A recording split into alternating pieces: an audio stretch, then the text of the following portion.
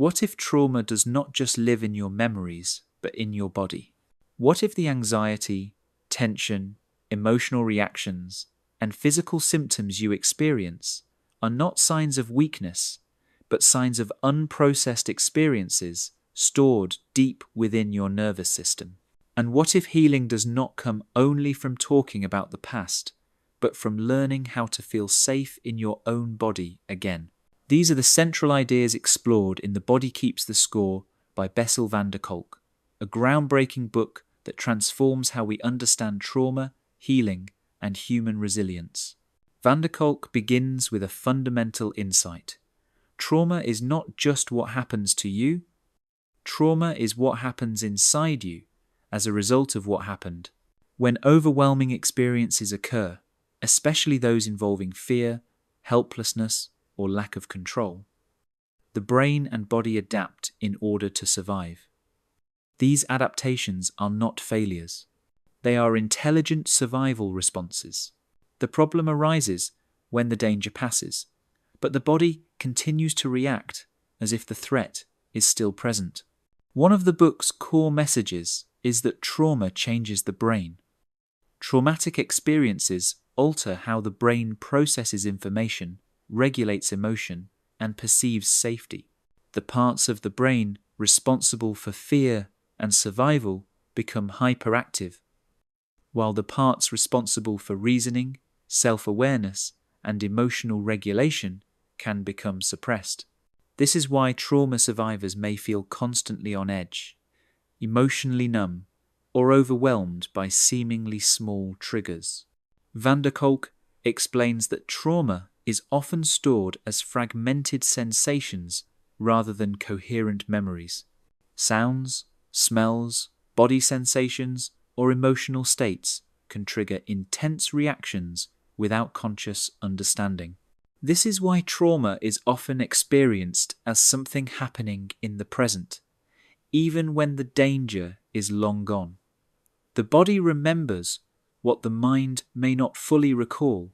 Another key insight in The Body Keeps the Score is that trauma disrupts the sense of self. Survivors often feel disconnected from their bodies, emotions, and relationships.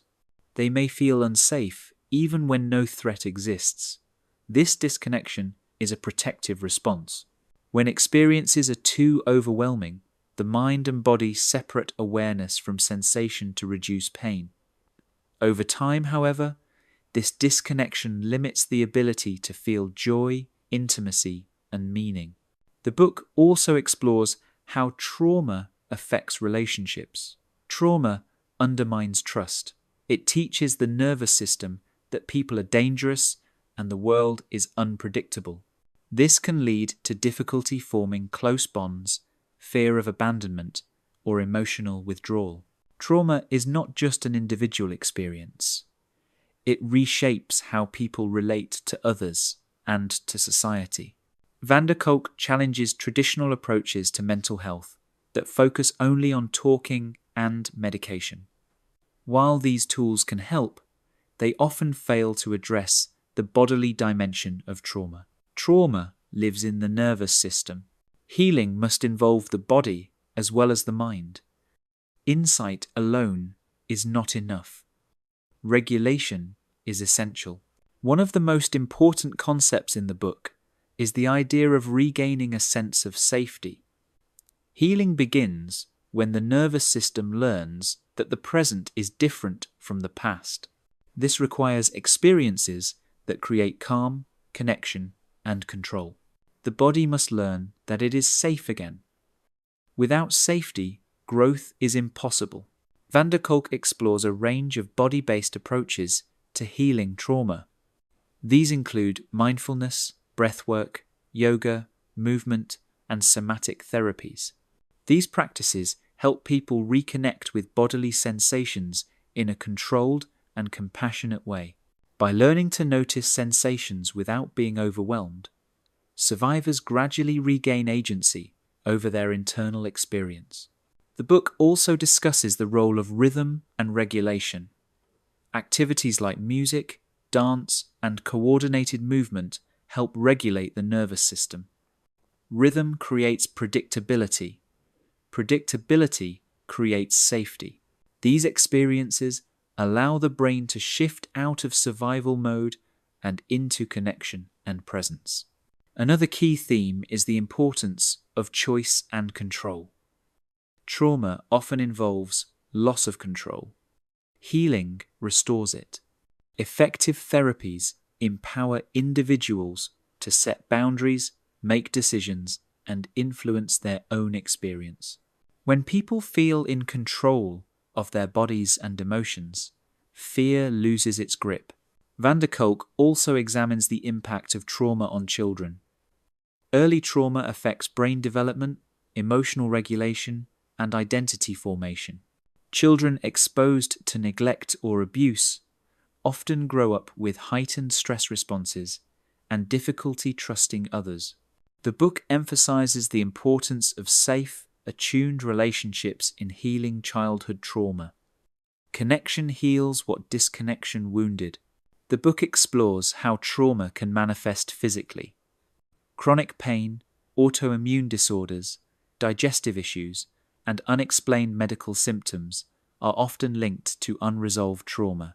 The body expresses what words cannot. This does not mean symptoms are imagined. It means the body is communicating distress through physical channels. Van der Kolk also addresses the limitations of purely pharmaceutical approaches. Medications can reduce symptoms, but they do not resolve the underlying trauma. Healing requires integration, not suppression. The goal is not to erase the past, but to change how the body responds to it. One of the most hopeful messages in The Body Keeps the Score is that the brain is plastic. It can change. Even after years of trauma, the nervous system can learn new patterns. Healing is possible at any age. Recovery is not about forgetting. It is about reclaiming the present. The book emphasizes that trauma is not a personal failing. It is a human response to overwhelming experience. Shame often prevents people from seeking help. Understanding trauma reduces shame and increases compassion. When we recognize trauma as an injury rather than a weakness, healing becomes possible. Van der Kolk also highlights the importance of community. Healing rarely happens in isolation. Safe relationships provide regulation, reflection, and support. Humans heal through connection. Trauma isolates. Recovery reconnects. Another important theme is embodiment. Healing requires learning to inhabit the body again.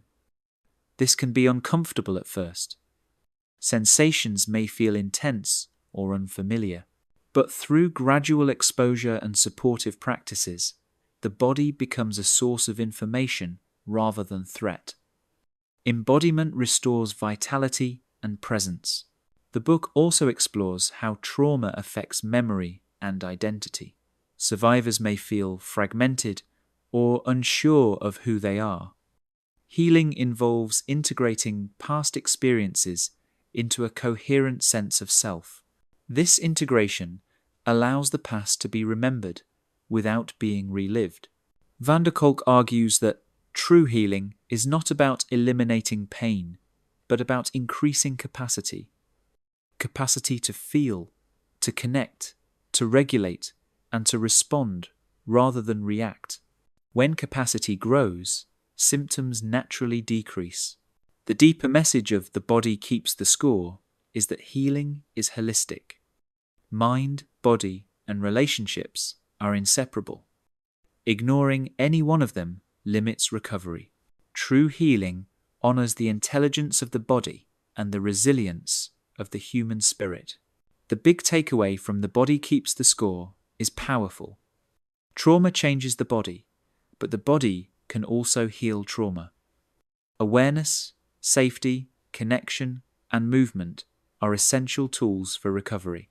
Healing is not about fixing what is broken. It is about restoring what was interrupted. So which idea from this book resonates most with you?